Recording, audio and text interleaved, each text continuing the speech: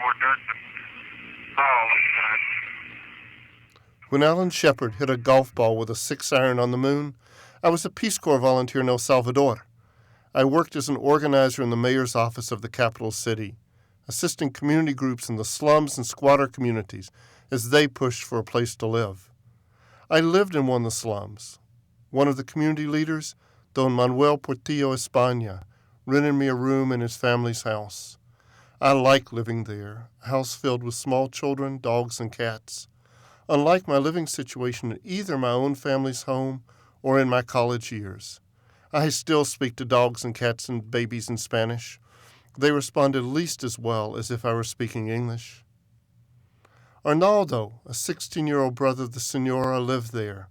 He worked in the one-room store at the front of the house during the day and took high school classes at night.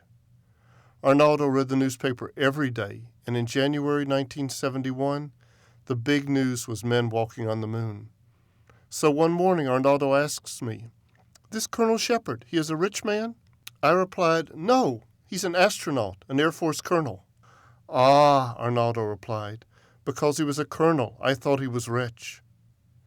At that moment, I realized that from the perspective of an observant 16-year-old, the only way to really get ahead was to join the military, work one's way up to become an important officer, and then one would be able to pocket enough military assistance money to get rich. When you come from the United States to live in a developing country, some of the differences in culture and lifestyle are easily apparent. Where I lived in El Salvador, in those days, as in much of the country, there was no running water, and my clothes were washed in the river. The longer I lived there, other similarities and differences between the two countries came into focus, such as how much more I laughed when I was around Salvadorans of all social classes, and the unwritten rules of maintaining privacy when people live in such close proximity.